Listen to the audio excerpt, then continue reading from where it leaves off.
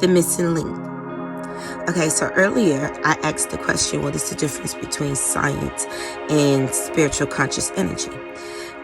Science is something that can be proven. It's something that can be measured. It's something that we know that as a fact because we're able to use comparisons, we're able to measure it, we're able to have something that's tangible to use to prove that this is true. With spiritual conscious energy, it's more of a belief. But I pegged the question, what if we're able to use science to prove conscious spiritual energy and change it from being just a belief to an actual fact? You would have to have something to basically measure, because the thing with science is measurable.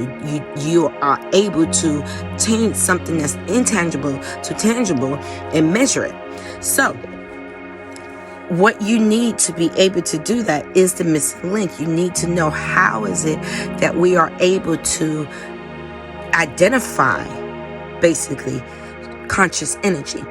And I feel like the missing link is electromagnetic energy.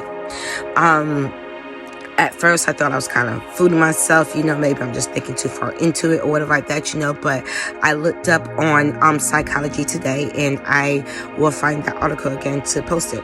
I looked up on Psychology Today, and come to find out that we really do produce electromagnetic energy. Okay, it's already known that there are electrons that flow through the ear. There are frequencies, there's waves that flow through the ear.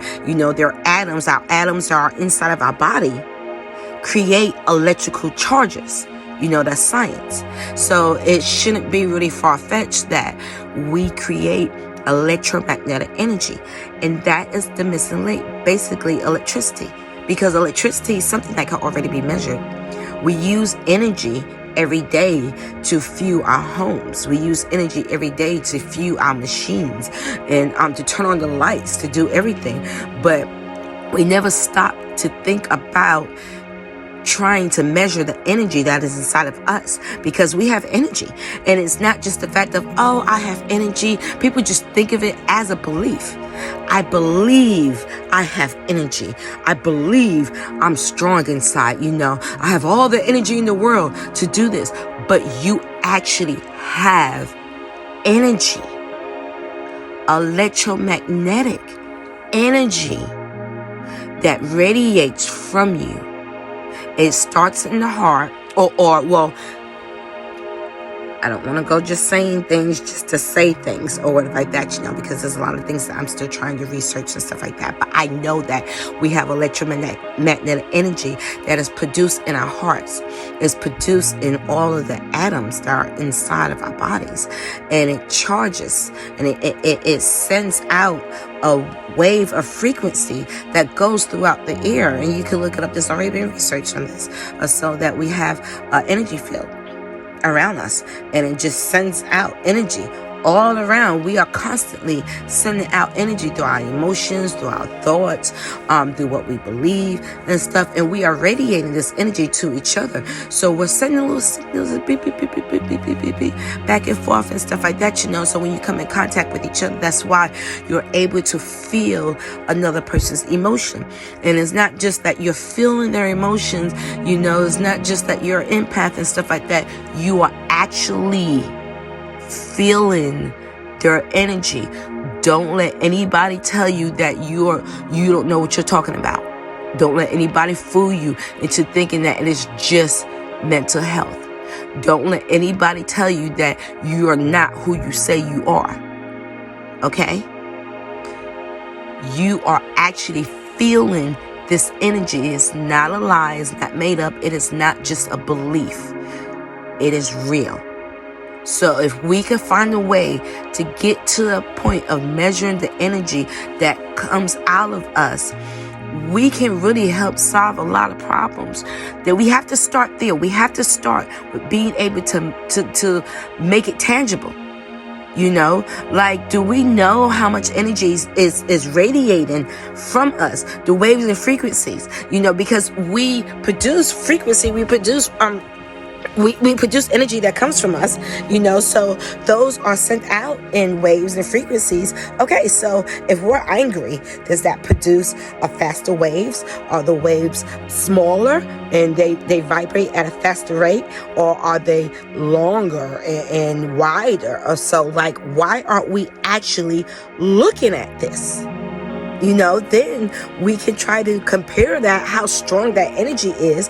And when it comes in contact with another person, so like, okay, we should know, like, we're being influenced by this person over here, my father, who was, now, I'm not talking about my father. I love my father. He's the best father in the world, but I understand that this happens with a lot of people. But we're being influenced by my father, who has anger fits all the time, and his waves, the energy from his waves are actually influencing our mindset, because that energy, those waves are so strong that it does influence and it penetrates our energy field, and it changes the way that we think. Somebody can have a thought that is so strong about you that it penetrates your mindset, and without you realizing that they're actually thinking it, it would change the way that you think. You can actually start feeling like, maybe I'm not as smart as I thought I was. Gosh, I feel real stupid right now. What the hell? These things happen.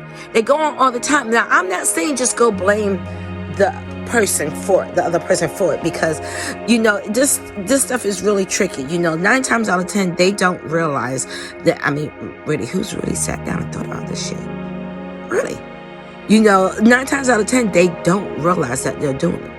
9 times out of 10 they're trapped inside of their own emotional bondage that has got them trapped there from somebody else that's sent energy and waves to them and stuff. So don't go blaming everybody.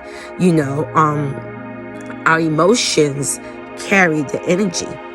It produces energy. Our emotions are not just emotions. That is the charge that produces energy. So we have to really be careful about our emotions and how we feel about other people, the signals that we send to other people. But you don't want to get yourself trapped as well, because you could get trapped up in an emotional bondage, and you have to face that in order to be able to free yourself from that. And a lot of people are not doing that. That's why counseling is so essential. That's why shadow work is so essential. If you don't want to go to a counselor, it's okay. Shadow work is essential. You have to guard your energy, but energy is real. It is real. You're not imagining it. It is not made up. It is real. It is tangible. We just have not found a way to measure it yet.